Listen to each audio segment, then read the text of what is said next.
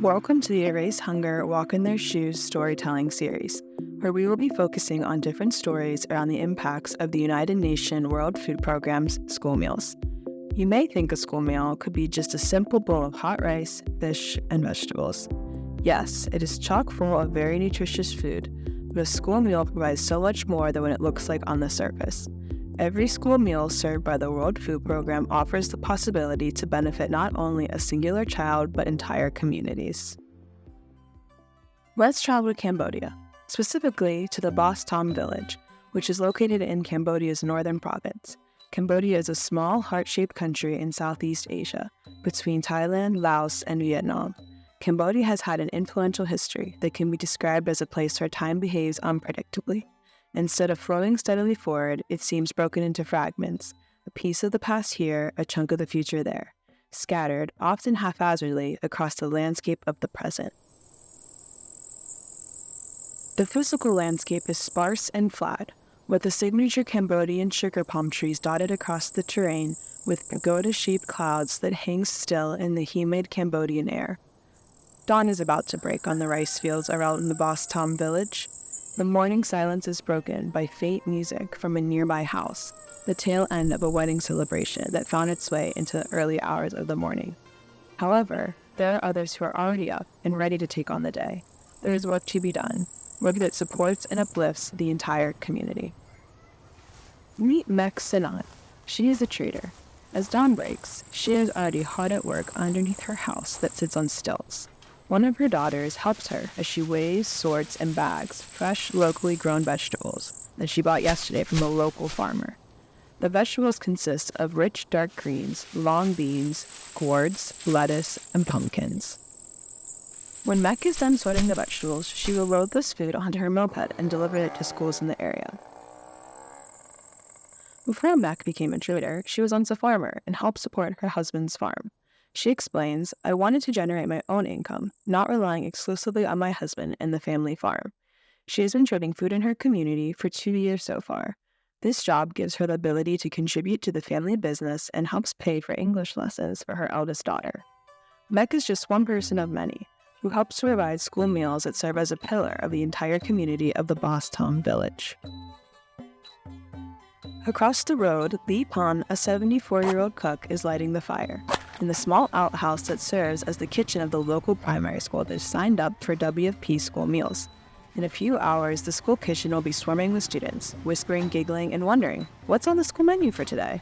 She will start cooking breakfast for about 150 school children between the ages of 6 and 14 years old.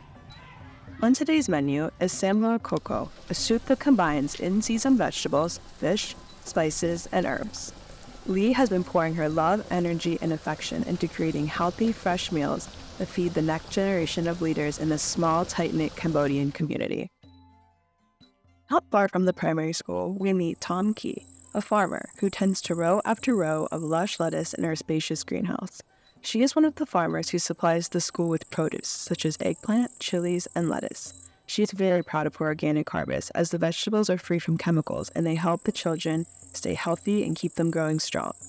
Being able to sell her food to the school offers her financial security, as there is always a demand to supply the school with various produce for its school meals program. The local government also realizes the importance that school meals have for the community. Commune Chief Koan Ken grew up in Bos Tom and is the son of smallholder farmers. He knows what it is like to grow up food insecure. He started his education at the Bos Tom Primary School, and then later in life, he went on to get a law degree. He recalls how the meals he received at this school allowed children to focus and absorb more knowledge from their teachers. Koan Ken is an example of how the school feeding program supports across generations and continues to benefit from the people it has impacted in the past. Let's head to the gates of the school. Head teacher Van Suman greets students as they arrive. Most arrive on foot, some on bicycles, and a few dropped off by parents on mopeds. Van Suman began teaching at this primary school long before the World Food Program introduced school meals. She knows what the impact of school feeding has done for her community. Enrollment at the school has gone up, fewer children are dropping out now that they are provided with nourishment at school. The results of the school feeding programs are astonishing. Students can concentrate better, are more engaged, and overall, they are more excited about learning. Families find value in this as well, as it provides an incentive to continue to send their children to school. As a result, more and more children have continued their learnings and gone on to higher education.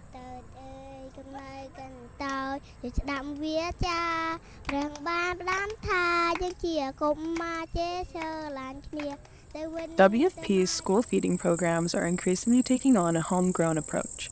By requiring that 70% of food used in schools to be grown locally, the initiative helps to create jobs, reduce poverty, and in turn, mitigate migration in the regions. While the delicious, nutritionally dense school meals feed children so that they have the energy to learn, school meals also provide secure markets for local farmers that increases their incomes while creating a virtuous cycle with more and more villagers, especially women, starting to grow their own fruits and vegetables. Back at the Boss Tom Primary School, a bell announces that it is time for breakfast. The children, giddy with delight, start queuing in line. The youngest ones eagerly rush towards the front. Among these children is 14-year-old Heng Oi. Her parents spent months saving up to buy the bikes that she and her sister ride to school every day. Her parents are unable to bring their daughters to school as they need to go to work, and they don't want them to walk extremely long distances on their own daily. Heng Oi's parents strongly value their daughter's education. Investing in these bikes is worth it to help their daughters achieve their dreams. Heng Oi dreams of being a teacher when she grows up one day. She wants to teach the Khmer language to young Cambodian students. However, one of her biggest dreams that she has is to be able to financially support her parents and family as a thank you for all the opportunities that they work so hard to provide her with. Heng Oi will one day be able to give back to her community and teach the children whose place she once occupied. The story at the Boss Tom Primary School is not a unique one. Today, the World Food Program is feeding over 300,000 children across Cambodia as well as 18 million children across the world. As an Erase Hunger partner, you are helping young girls like Heng Oi go to school to be able to work towards achieving their dreams every day. As you continue to move to support Erase Hunger for school meals, you are also helping entire communities. For every mile that you move, you are uplifting children and families in 57 countries across the world to continue to build and improve upon their lives. We deeply thank you for your time, energy, and enthusiasm for working to create a zero hunger world.